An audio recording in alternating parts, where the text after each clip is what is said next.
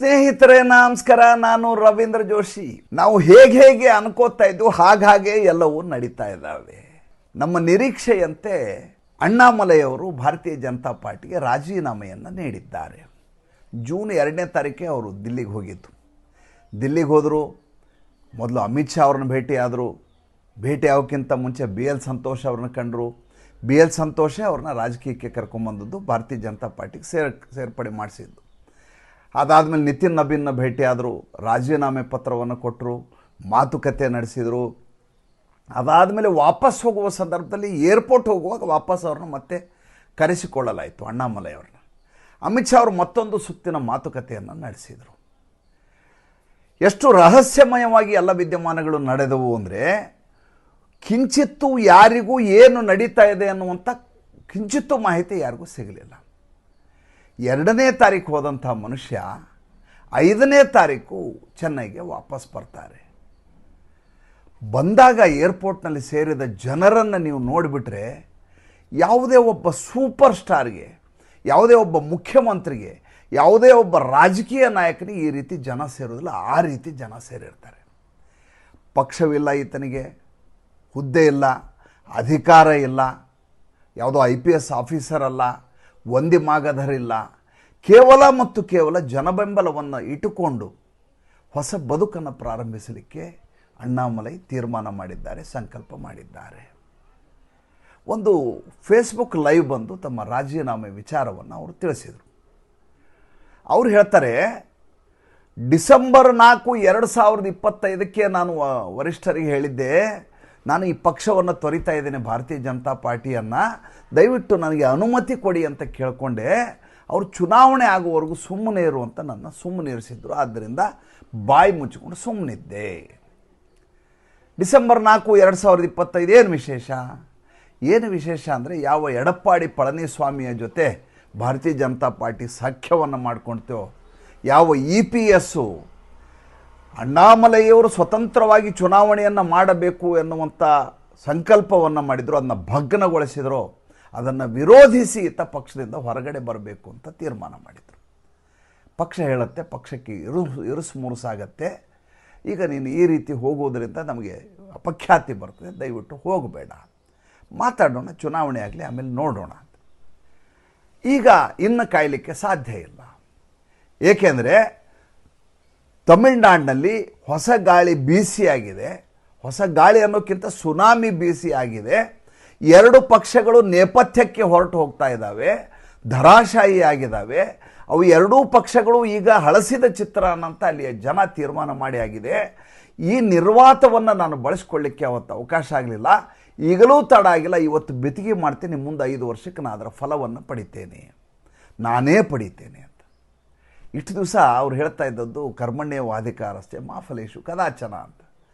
ಆಮೇಲೆ ರೈತನ ಮಾತು ಹೇಳ್ತಾ ಇದ್ರು, ಏನಂತ, ರೈತ ಬಿತ್ತದ್ದನ್ನು ತಾನೇ ಬೆಳೆಯನ್ನು ಸ್ವೀಕರಿಸಲ್ಲ. ನನ್ನ ಕೆಲಸ ಭಾರತೀಯ ಜನತಾ ಪಾರ್ಟಿಗೆ ಇಲ್ಲಿ ಬಿತ್ತಿಗೆ ಮಾಡೋದು. ಫಲ ಯಾರು ತಿನ್ನಲಿ, ನಾ ತಿಂದರೂ ಒಂದೇ, ಮುಂದೆ ಬಂದಂಥ ಪೀಳಿಗೆ ತಿಂದರೂ ಒಂದೇ. ಪಕ್ಷವನ್ನು ಕಟ್ಟಿದವರು ಯಾರಿದ್ದಾರೆ ಇವತ್ತು? ಈಗ ನಾವೆಲ್ಲ ಅಧಿಕಾರವನ್ನು ಅನುಭವಿಸ್ತಾ ಇಲ್ವಾ, ನಾನು ಅಧ್ಯಕ್ಷ ಆಗಿಲ್ವಾ ಅಂತ ನನ್ನ ಎದುರಿಗೆ ಒಂದು ಸಲ ಅವರು ಹೇಳಿದರು. ಈಗ ಹಾಗಲ್ಲ, ಈಗ ನಾನೇ ಹೋರಾಟ ಮಾಡ್ತೀನಿ, ನನ್ನದೇ ಪಕ್ಷವನ್ನು ರಚಿಸ್ತೇನೆ, ಮುಂದಿನ ಚುನಾವಣೆಯಲ್ಲಿ ನಾನು ಏಕಾಂಗಿಯಾಗಿ ಹೋರಾಟ ಮಾಡ್ತೀನಿ. ವಿ ದ ಲೀಡರ್ಸ್ ಅಂತ ಒಂದು ಆರ್ಗನೈಜೇಷನ್ ಮಾಡಿದ್ದಾರೆ. ನಿನ್ನೆ ಒಂದೇ ಒಂದು ದಿವಸದಲ್ಲಿ 6 ಲಕ್ಷ ಜನ ಫಾಲೋಯರ್ಸ್ ಇದಕ್ಕೆ ಸೇರ್ಪಡೆಯಾಗಿದ್ದಾರೆ. ಇದು ಆರ್ಗ್ಯಾನಿಕ್, ಇದು ಬಾಟು ಅಲ್ಲ, ಕಾಕ್ರೋಚ್ ಅಲ್ಲ. ಏಕೆಂದರೆ ಹೆಣ್ಮಕ್ಕಳು ಮಾಡಿದ ಸಂದರ್ಭದಲ್ಲಿ ಅವರ ಜನಪ್ರಿಯತೆ ಏನು ಅಂತ ನಾವು ಕಣ್ಣಾರೆ ನೋಡಿದಂಥ ಜನ. ಅಣ್ಣಾಮಲೈ ಬಗ್ಗೆ ಭಾಳ ದೊಡ್ಡದಂಥ ಆಶಾಭಾವವನ್ನು ಇಟ್ಕೊಂಡಂಥ ಒಂದಷ್ಟು ಪ್ರಜ್ಞಾವಂತರು ಇವತ್ತು ತಮಿಳುನಾಡಿನಲ್ಲಿದ್ದಾರೆ. ಹೇಗೆ ಸಿನಿಮಾಗೆ ಮಾರು ಹೋಗಿ ಈ ರಾಜ್ಯವನ್ನು ಒಬ್ಬ ಸಿನಿಮಾ ನಟ ಬದಲಿಸ್ತಾನೆ ಅನ್ನುವಂಥ ಮೂಢತನದ ಪರಮಾವಧಿಯನ್ನು ಅಲ್ಲಿಯ ಮತದಾರರು ಈ ಬಾರಿ ತೋರಿಸಿದ್ರು, ಅದೇ ರೀತಿ ಈ ರಾಜ್ಯಕ್ಕೆ ಏನಾದರೂ ಹೊಸ ಗಾಳಿ ಬೀಸಬಹುದು, ಆಶಾಭಾವ ಉಂಟಾಗಬಹುದು ಅನ್ನುವಂಥ ಒಂದಷ್ಟು ಜನ ಹೊಸ ಗಾಳಿ ಬೀಸಬಹುದು ಅಂತ ಈತನ ಹಿಂದೆ ಬರಲಿಕ್ಕೆ ಸಿದ್ಧರಾಗಿದ್ದಾರೆ. ಆಟ ಸರಳವಾಗಿಲ್ಲ, ಆಟ ಭಾಳ ಕಷ್ಟಕರವಾದದ್ದೇ. ಏಕೆಂದರೆ ರಾಜಕೀಯ ಪಕ್ಷ, ಅದು ತಮಿಳುನಾಡಿನಲ್ಲಿ ಮಾಡಬೇಕು ಅಂದರೆ ನೀವು ಭಾಳ ಧನಾಢ್ಯರಾಗಿರಬೇಕು. ಎಷ್ಟು ದುಡ್ಡು ಇರಬೇಕು ಅಂದರೆ, ಎದುರುಗಡೆ ಇರುವಂಥ 3 ಪಕ್ಷಗಳಿದ್ದಾವೆ. ಈಗ ಒಂದು DMK, ಒಂದು AIADMK, ಮತ್ತೊಂದು ಈ TVS ಜೋಸೆಫ್ ವಿಜಯನ ಪಕ್ಷ. ಜೋಸೆಫ್ ವಿಜಯ್ ಯಾವ ಮಟ್ಟಿನ ಪರಾಕಾಷ್ಠೆ ಉತ್ತುಂಗದಲ್ಲಿದ್ದಾರೆ ರಾಜಕೀಯದಲ್ಲಿ ಇವತ್ತು ಅಂತಂದರೆ, ಉಳಿದ ಎಲ್ಲ ಪಕ್ಷದವರು ಕಿತ್ಕೊಂಡು ಹೋಗಿ ಆತನ ಬಳಿ ಬಂದು ಆತನಿಗೆ ನತಮಸ್ತಕರಾಗಿದ್ದಾರೆ. AIADMKಯ 25 ಜನ MLAಗಳು ಬಂದು ಕೂತಿದ್ದಾರೆ. ಅದರಲ್ಲಿ ಒಂದಷ್ಟು ಜನ ರಾಜೀನಾಮೆ ಕೊಟ್ಟು ವಿಜಯ್ ಹೆಸರಲ್ಲಿ ಚುನಾವಣೆಯಲ್ಲಿ ಸ್ಪರ್ಧಿಸಲಿಕ್ಕೆ ಸಿದ್ಧರಾಗಿದ್ದಾರೆ. ಇದು ಒನ್ ಟೈಮ್ ಇವೆಂಟಾ, ಇರ್ರಿವರ್ಸಿಬಲ್ಲ, ಅದು ಮುಂದಿನ ಬೇರೆ ಬೇರೆ ಚುನಾವಣೆಗಳು ನಮ್ಗೆ ಹೇಳಬೇಕು. ಆದರೆ ಒಂದು ಸಾಧ್ಯಾಸಾಧ್ಯತೆಯನ್ನು ತಳ್ಳಿ ಹಾಕಲಿಕ್ಕೆ ಸಾಧ್ಯವಿಲ್ಲ. ಏನಂದರೆ, ಒಬ್ಬ ಸ್ಥಳೀಯ ಇನ್ನೊಬ್ಬ ನಾಯಕ ಇಲ್ಲಿ ಆಲ್ಟರ್ನೇಟಿವ್ ಆಗಿ ಹುಟ್ಕೊಂಡು ಈ ವಿಜಯ್ ಮಾಡುವಂಥ ಅಪಸವ್ಯಗಳ ವಿರುದ್ಧ ಧ್ವನಿಯನ್ನೆತ್ತಿ ಮುಂದಿನ ದಿನಗಳಲ್ಲಿ ಹೊಂಗಿರಣವನ್ನು ಮೂಡಿಸಬಲ್ಲೆ ಅಂತ ಹೇಳಲಿಕ್ಕೆ ಅವಕಾಶ ಇರುವಂಥ ಕಾಲಘಟ್ಟ.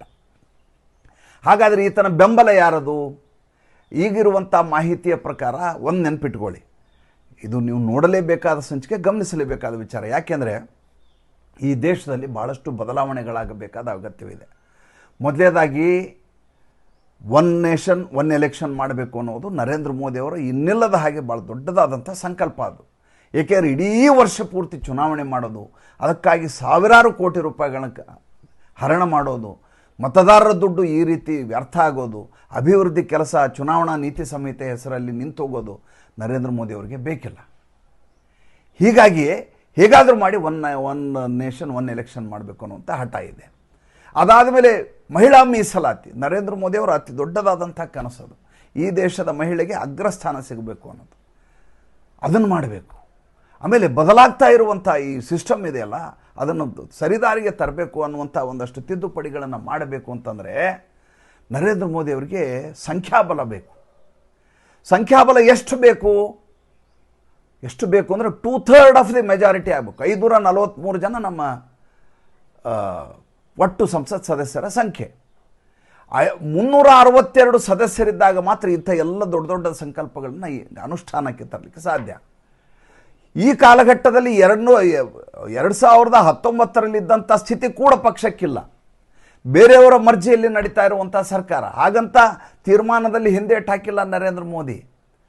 ವಕ್ಫ್ನಂತ ವಕ್ಫ್ ತಿದ್ದುಪಡಿ ಮಾಡಿ ಒಂದೇ ಒಂದು ಗಲಾಟೆ ಆಗಲಾರ್ದಾಗೆ, ಹಿಂಸಾಚಾರ ಆಗಲಾರ್ದಾಗೆ, ಮುಸಲ್ಮಾನರು ಇನ್ನಿಲ್ಲದ ಹಾಗೆ ಅಟಾಟೋಪ ಮಾಡಲಾಗದಾಗೆ, ಕಿರುಕುಳ ಕೊಡಲಾರ್ದಾಗೆ ಇಡೀ ಲಾ ಆ್ಯಂಡ್ ಆರ್ಡರ್ನ ಮೇಂಟೈನ್ ಮಾಡಿ ಇವತ್ತು ಉಮೀದ್ ಅನ್ನುವಂಥ ಪೋರ್ಟಲ್ನಲ್ಲಿ ಎಲ್ಲ ಮುಸಲ್ಮಾನರು ಕಾನೂನು ಬಾಹಿರ ತೆಗೆದುಕೊಂಡ ಆಸ್ತಿ ಕೂಡ ದಾಖಲೆ ಮಾಡಲಿಕ್ಕಾಗತ್ತಾ ಇಲ್ವೋ ಬಿಟ್ಕೊಡಿ ಅನ್ನುವಂಥ ಸ್ಥಿತಿಗೆ ತಂದು ನಿಲ್ಲಿಸಿದ್ದಾರೆ. ಏನು ಸಾಮಾನ್ಯ ಕೆಲಸ ಅಲ್ಲದು. ಫುಲ್ ಮೆಜಾರಿಟಿ ಇದ್ದರೆ ಅಂತ ಜೇನುಗೂಡಿನಲ್ಲಿ ಕೈ ಹಾಕುವ ಕೆಲಸವನ್ನು ಯಾವ ಸರ್ಕಾರಗಳು ಮಾಡೋದಿಲ್ಲ. ನರೇಂದ್ರ ಮೋದಿ ಅದು ಮಾಡಿ ತೋರಿಸಿದ್ದಾರೆ. ಹಾಗಂತ ಉಳಿದ ಎಲ್ಲವನ್ನೂ ಮಾಡಲಿಕ್ಕೆ ಸಾಧ್ಯವಾ? ಮೊನ್ನೆ ಮಹಿಳಾ ಮೀಸಲಾತಿ ಏನಾಯಿತು ಅಂತ ನೀವು ಕಣ್ಣಾರೆ ಕಂಡಿದ್ದೀರಿ. ಈಗಿರುವ ಸಾಧ್ಯತೆಗಳೇನು? 2 ಸಾಧ್ಯತೆ ಇದೆ. ನಾಳೆ ಭಾನುವಾರ ದಿವಸ ದಸ್ತಿದಾರ್ ಇದ್ದಾರಲ್ಲ, ಆ ದಸ್ತಿದಾರು MP 2014ರಿಂದ ಕಾಕೋಳಿ ಘೋಷ್ ದಸ್ತಿದಾರ್ ಅಂಥೇಳಿ, ಮಮತಾ ಬೇಗಂ ಅವರ ಬಲಗಡೆ ಯಾವಾಗಲೂ ಇರುವಂಥ ಮಹಿಳೆ, ಅತ್ಯಂತ ಪ್ರಭಾವಿ. ಆಕೆ ಈಗಾಗಲೇ ಕಲ್ಕತ್ತಾದ ಕಲ್ಯಾಣಿಯಲ್ಲಿ ಸುವೇಂದು ಅಧಿಕಾರಿಯ ಸಭೆಗೆ ಹೋಗಿ ಎಲ್ಲರೂ ಹುಬ್ಬೇರಿಸುವ ಹಾಗೆ ಮಾಡಿದ್ರು. ಅದನ್ನು ನಾನು ನಮ್ಮ ಸಂಚಿಕೆಯಲ್ಲಿ ಹೇಳಿದ್ದೆ. ಬಹುಶಃ ನನಗೆ ಗೊತ್ತಿರೋ ಹಾಗೆ ಕನ್ನಡ ಪತ್ರಿಕೋದ್ಯಮ ಇತಿಹಾಸದಲ್ಲಿ, ಅದು ಯೂಟ್ಯೂಬ್ನಲ್ಲಿ ಅಂತುವೆ, ನಮ್ಮಷ್ಟು ಸುದ್ದಿಗಳನ್ನು ಪಶ್ಚಿಮ ಬಂಗಾಳದಲ್ಲಿ ಕೊಟ್ಟಂಥ ಮತ್ತೊಂದು ಯಾವ ಚಾನಲ್ ಇರಲಿಕ್ಕೆ ಸಾಧ್ಯ ಇಲ್ಲ ಅಂತ ನಾನು ಅನ್ಕೋತೇನೆ. ನಾನಂತೂ ನೋಡಿಲ್ಲ. ಒಂದೊಂದು ಸಣ್ಣ ಸಣ್ಣ ಪಲುಕುಗಳನ್ನು ಕೂಡ ನಾವು ತಮಗೆ ಅರ್ಪಿಸುವ ಪ್ರಯತ್ನವನ್ನು ಮಾಡಿದ್ದೀವಿ. ಈ ಕಾಕೋಳಿ ಘೋಷ್ ದಸ್ತಿದಾರು ಮೊನ್ನೆ ಸುವೇಂದು ಅಧಿಕಾರಿಯ ಸಭೆಗೆ ಹೋಗಿದ್ದರು. ಎಲ್ಲರೂ ಹುಬ್ಬೇರಿಸುವ ಹಾಗಾಗಿತ್ತು. ಆಕೆಯ ಜೊತೆ 23 ಜನ MPಗಳು ಈಗ ಭಾರತೀಯ ಜನತಾ ಪಾರ್ಟಿಯ NDA ಸಪೋರ್ಟ್ ಮಾಡಲಿಕ್ಕೆ ಸಿದ್ಧರಾಗಿದ್ದಾರೆ. ಸಾಧ್ಯತೆಗಳನ್ನು ಹೇಳ್ತಾ ಇದ್ದೀನಿ. ಮತ್ತೊಂದು ಕಡೆ DMK ಭಾಳ ಪ್ರಬಲವಾದ ಪಕ್ಷ. ಇಂಥ DMKನ ರಾಹುಲ್ ಗಾಂಧಿ ಬಿಟ್ಟು ಹೋದ್ರಲ್ರಿ ಅಂತ ಹುಚ್ಚ ಇರ್ಬೋದು ಆತ ಯೋಚನೆ ಮಾಡಿ. ಅಂದರೆ ರಾಜಕೀಯ ಅಪ್ರಬುದ್ಧತೆ ಹೇಗಿರುತ್ತೆ. ಯಾವುದೋ 2 MLA ಮಿನಿಸ್ಟರ್ ಸ್ಥಾನ ಕೊಟ್ಬಿಡ್ತಾರೆ ತಮಿಳುನಾಡು ಸರ್ಕಾರದಲ್ಲಿ, ಒಂದು ರಾಜ್ಯಸಭಾ ಸ್ಥಾನ ಕೊಡ್ತಾರೆ ಅಂದ ತಕ್ಷಣ ಒಂದು ಚಾರಿತ್ರಿಕವಾದಂಥ ಒಂದು ಮೈತ್ರಿಯನ್ನು ಬಿಟ್ಟು ಹೋಗ್ತಾರೆ. ಅಂದರೆ ಈತನಿಗೂ ಮತ್ತು ಉದ್ಧವ್ ಠಾಕ್ರೆಗೆ ಏನು ವ್ಯತ್ಯಾಸ ಇದೆ ಹೇಳಿ ನೋಡೋಣ. ಬಿಟ್ಟು ಹೋಗಿದ್ದಾರೆ. ಈಗ ಆ ಸಂಘಟನೆ ಏನಿದೆ, ಅದರಲ್ಲಿರುವಂಥ ಒಂದು ಬಣ ಏನಿದೆ, ಸುಮಾರು 20 ಜನ ಭಾರತೀಯ ಜನತಾ ಪಾರ್ಟಿ NDAಗೆ ಹೊರಗಡೆಯಿಂದ ಬೆಂಬಲ ಕೊಡುವಂಥ ಎಲ್ಲ ಲಕ್ಷಣಗಳು ಸ್ಪಷ್ಟವಾಗಿದ್ದಾವೆ. ಹಾಗಾದರೆ ಈಗೇನಾಗಬೇಕು? ಒಂದು, ತಮಿಳುನಾಡಿನ ರಾಜಕೀಯವನ್ನು ನಾವು ಅರ್ಥ ಮಾಡ್ಕೋಬೇಕಾಗಿದ್ದೇನೆಂದರೆ, ಅವರು ಪ್ರತ್ಯೇಕರು ಅನ್ನುವಂಥ ಮನಸ್ಥಿತಿಗೆ ಬಂದುಬಿಟ್ಟಿದ್ದಾರೆ. ಹೇಗೆ ಪಶ್ಚಿಮ ಬಂಗಾಳದಲ್ಲಿ ಕಳೆದ ಚುನಾವಣೆಯ ಸಂದರ್ಭದಲ್ಲಿ ಮಮತಾ ಬೇಗಂ ಒಂದು ದೊಡ್ಡ ಕಾಯಿನನ್ನು ಉರುಳಿಸಿದರು. ಏನಂತ ಉರುಳಿಸಿದರು? ಅವರು ಹೊರಗಿನವರು, ಪಶ್ಚಿಮ ಬಂಗಾಳವೇ ಬೇರೆ, ದಿಲ್ಲಿಯೇ ಬೇರೆ. ದಿಲ್ಲಿಯಿಂದ ಬಂದು ಇಲ್ಲಿ ರಾಜಕೀಯ ಮಾಡ್ತೀನಿ ಅಂತ ಇದ್ದಾರೆ ಅಮಿತ್ ಶಾ, ನರೇಂದ್ರ ಮೋದಿ. ಅವ್ರಿಗೆ ಅವಕಾಶ ಕೊಡಬೇಡ್ರಿ ಅಂತ ಸ್ಥಳೀಯತೆಗೆ ಕುಮ್ಮಕ್ಕನ್ನು ಕೊಟ್ಟರು, ಪ್ರಚೋದನೆಯನ್ನು ನೀಡಿದರು. ಅದು ವರ್ಕ್ ಆಗಿಬಿಡ್ತು ಕಳೆದ ಚುನಾವಣೆಯ ಸಂದರ್ಭದಲ್ಲಿ 2021ರಲ್ಲಿ. ಬಾಹರ್ ಸೆ ಲೋಗ್ ಹಮಾರಾ ಪಶ್ಚಿಮ ಬಂಗಾಳಕ್ಕೂ ಕ್ಯೂ ಸರ್ಕಾರ ಚಲಾನ ಅಂತ ಪ್ರಶ್ನೆ ಕೇಳಿದ್ರು. ಹೌದು ಅನಿಸ್ಬಿಡುತ್ತೆ ಅಲ್ಲಿ ಜನರಿಗೆ.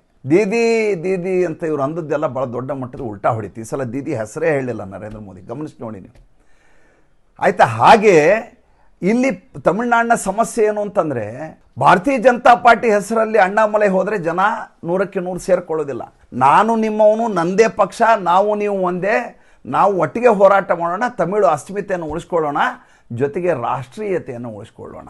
National identity, Tamil identity, national thinking ಎರಡನ್ನೂ ಏಕಕಾಲಕ್ಕೆ ಕಾಯಿನ್ ಮಾಡಿ ಉಳಿಸುವಂಥ ಒಂದು ಹೊಸ ತಂತ್ರಗಾರಿಕೆಯನ್ನು ಅಣ್ಣಾಮಲೈ ಆಲೋಚನೆ ಮಾಡಿಟ್ಟಿದ್ದಾರೆ. ಅದನ್ನು ನಿನ್ನೆ ಹೇಳಿದರು, ಅವರು ಸ್ಪಷ್ಟವಾಗಿ ಹೇಳಿದ್ದಾರೆ.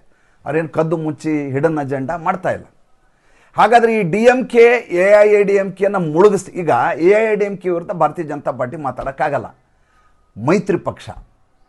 ಅಣ್ಣಾಮಲೈ ಏನು ಬೇಕಾದ್ರೂ ಮಾತಾಡ್ಬೋದು, DMKಗೂ ಮಾತಾಡ್ಬೋದು, AIADMKಗೂ ಮಾತಾಡ್ಬೋದು, TVK ವಿರುದ್ಧನೂ ಮಾತಾಡ್ಬೋದು. ಆತ ಸರ್ವತಂತ್ರ ಸ್ವತಂತ್ರ, ಆತನಿಗೆ ಹಗ್ಗ ಕಟ್ಟಿಲ್ಲ. ಈಗ ಹಗ್ಗವನ್ನು ಬಿಚ್ಚಿಬಿಟ್ಟು ಆ ಬಂಧದಿಂದ ಹೊರಗಡೆ ಬಂದಾಯಿತು.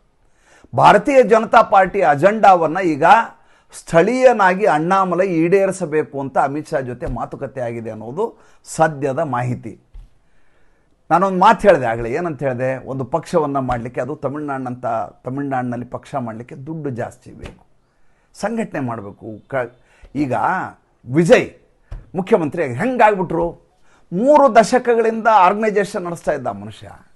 ಪ್ರತಿ ಊರಲ್ಲಿ ಆತನ ಅಭಿಮಾನಿ ಸಂಘಗಳಿದ್ದಾವೆ. ಕೇಡರ್ ಅಂತಿರೋ ಏನಂತಿರೋ ಅನ್ನಿ, ದುಡ್ಡು ಚೆಲ್ಲಲಿಕ್ಕೆ ತಯಾರಿದ್ದಾನೆ, ಎಷ್ಟು ಬೇಕಾದ್ರೂ ದುಡ್ಡು ಹಾಕ್ಲಿಕ್ಕೆ ತಯಾರಿದ್ದಾನೆ. ಇನ್ಕಮ್ ಟ್ಯಾಕ್ಸ್ ರೇಡ್ ಆಗಿದೆ ಅವನ ಮೇಲೆ, ದುಡ್ಡಿನ ರಾಶಿ ಹೊಳೆ ಹರಿತಾ ಇತ್ತು. ಆತ ಕೇಳಿದ್ರೆ ದುಡ್ಡು ಕೊಡ್ಲಿಕ್ಕೆ ಜನ ಇದ್ದರು. ಅಣ್ಣಾಮಲೈ ಏಕಾಂಗಿ, ಒಬ್ಬ IPS ಆಫೀಸರು ಆಗಿರುವಂಥ ವ್ಯಕ್ತಿ, ವಾಲಂಟಿಯರ್ ರಿಟೈರ್ಮೆಂಟ್ ಅಥವಾ ರಾಜೀನಾಮೆ ಕೊಟ್ಟು ಹೊರಗಡೆ ಬಂದಂಥ ಮನುಷ್ಯ. ಅಂಥವರು ಪಕ್ಷವನ್ನು ಸಂಘಟನೆ ಮಾಡಿ ಬೆಳೆಸೋದು ಹೇಗೆ? ಭಾರತೀಯ ಜನತಾ ಪಾರ್ಟಿ ಹಿಂದುಗಡೆ ಅದಕ್ಕೆ ದೊಡ್ಡ ಶಕ್ತಿಯಾಗಿ ನಿಲ್ಲುತ್ತೆ.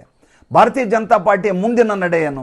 ಮುಂದಿನ ನಡೆ ಈಗಿರುವ ವ್ಯವಸ್ಥೆಯಲ್ಲಿಯೇ ಬರುವ ಜನವರಿ ಒಳಗಡೆ ಈ ನಂಬರ್ ಏನು ಹೇಳಿದ್ನಲ್ಲ 362, ಆ 362 ಮುಟ್ಟಬೇಕು ಅನ್ನೋದು ನರೇಂದ್ರ ಮೋದಿ ಮತ್ತು ಅಮಿತ್ ಶಾ ಅವರ ಏಕಮೇವ ಗುರಿ. ಅದನ್ನು ಈಡೇರಿಸಲಿಕ್ಕೆ ಇಬ್ಬರು ಕೆಲಸ ಮಾಡ್ತಾರೆ. ಒಬ್ಬರು ಕಾಕೋಳಿ ಘೋಷ್ ದಸ್ತಿದಾರ್, ಈ ಕಡೆ ನಮ್ಮ ಅಣ್ಣಾಮಲೈ, ಇಬ್ಬರೂ ಸೇರಿ ಭಾರತೀಯ ಜನತಾ ಪಾರ್ಟಿಯನ್ನು ಕೇಂದ್ರದಲ್ಲಿ ಗಟ್ಟಿ ಮಾಡ್ತಾರೆ. ಅಣ್ಣಾಮಲೈ ತಮಿಳುನಾಡು ರಾಜಕೀಯದಲ್ಲಿ ದೊಡ್ಡ ಶಕ್ತಿಯಾಗಿ ಹೊರಹೊಮ್ಮಲಿಕ್ಕೆ ಅಮಿತ್ ಶಾ, ನರೇಂದ್ರ ಮೋದಿ ಸಹಾಯ ಮಾಡ್ತಾರೆ. ಇದು ಸದ್ಯಕ್ಕಿರುವ ಪರಿಸ್ಥಿತಿ.